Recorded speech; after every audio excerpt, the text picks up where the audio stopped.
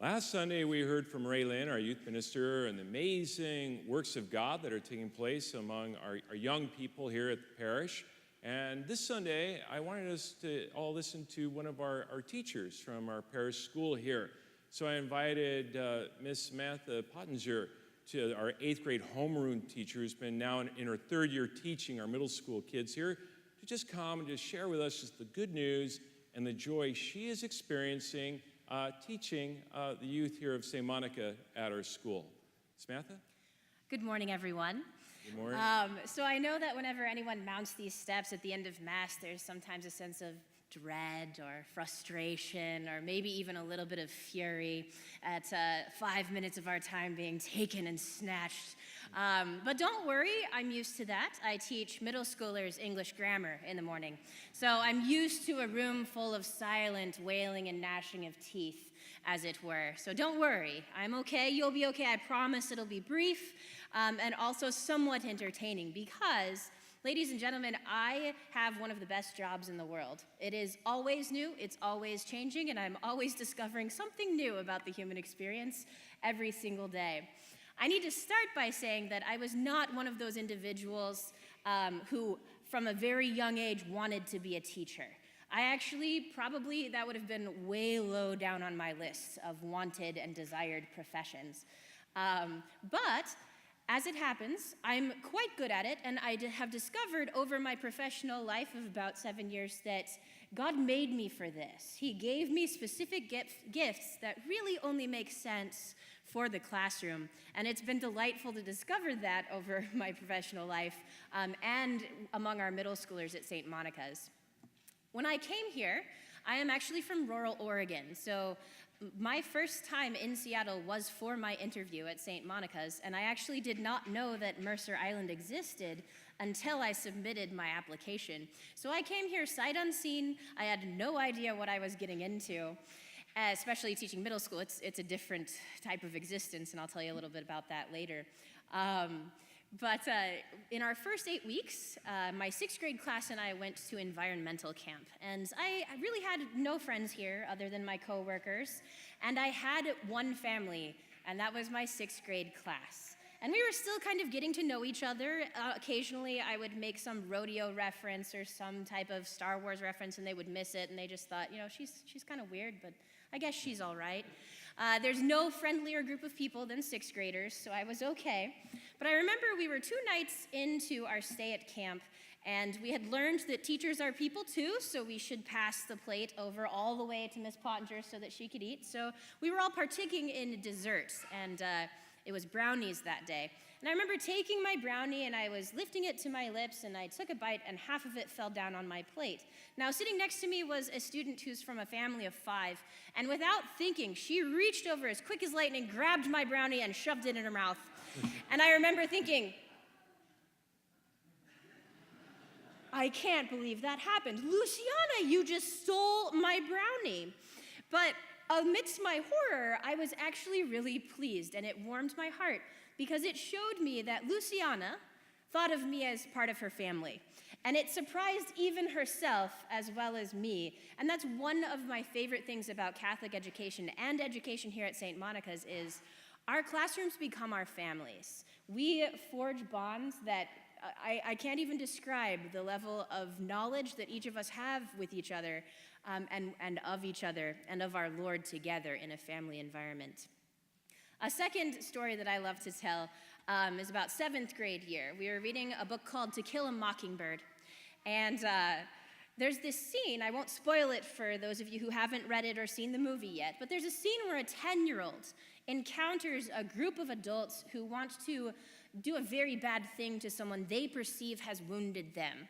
They perceive this person has done something wrong and they want to take revenge. And they arrive in a group and this little 10-year-old confronts them and stops this terrible event from happening simply by asking questions about one of the adults' son, who is her friend at school.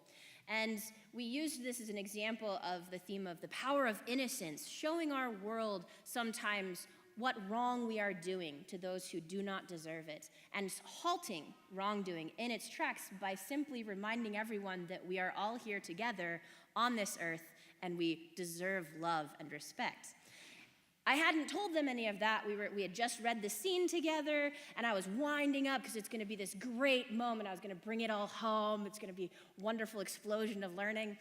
And I said, this shows us the theme of, and then from the back corner, one of my students goes, the power of innocence. The power of innocence, which was what I was going to say. He totally stole my thunder, and I was like, dude, that was my line. And he's like, oh, Miss Pottenger, you've been preparing us for this for weeks. And I was like, okay, well done. Our kids are so smart, and they have so many lessons to teach us. I learn from them every day, probably more than they learn from me. It's a great privilege to be with them. Another thing that Catholic education gives me the gift of is witnessing the humanity of our students each and every day. Middle school students, in particular, are the most human, most alive creatures on God's green earth. They are just learning the power of their voices, the power of their brains, how smart they are, how we adults sometimes are inaccurate, and they can catch us out on it. And they're always very quick to do that. Any of you who have middle schoolers in your lives probably know this. And one of the things that makes them most endearing to me, an endearing part of my family, is that sometimes we mess up. Humanity is messy, and middle school can be a messy place. But because we are an environment of family and believers and faith, we can come together and address that messiness.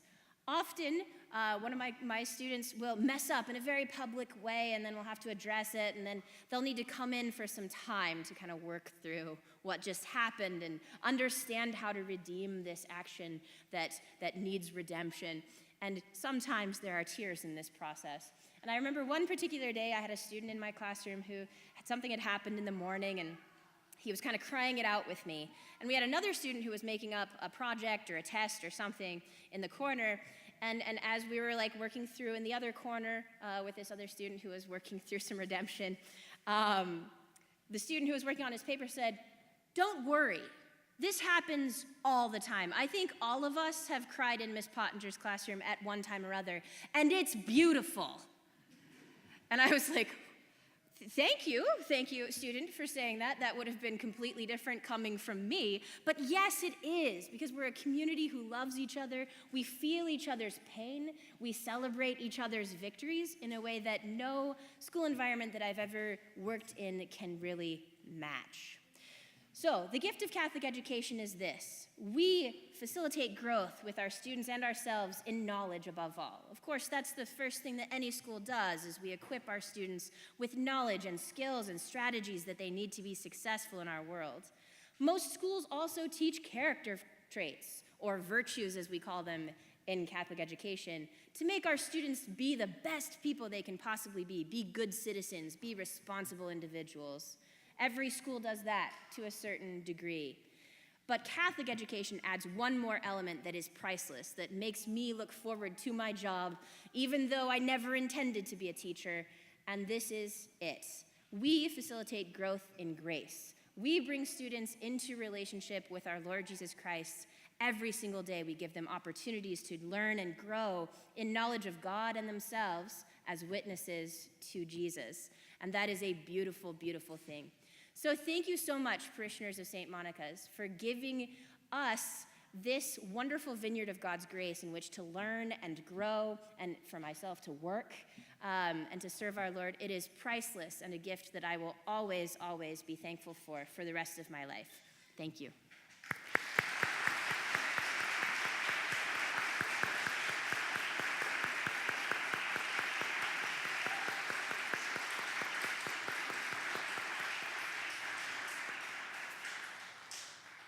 Here you are, Samantha, thanking us, when in truth, we are the ones who thank you. Thank you for the gift, the calling of your ministry. Thank you for sharing it with us here at St. Monica.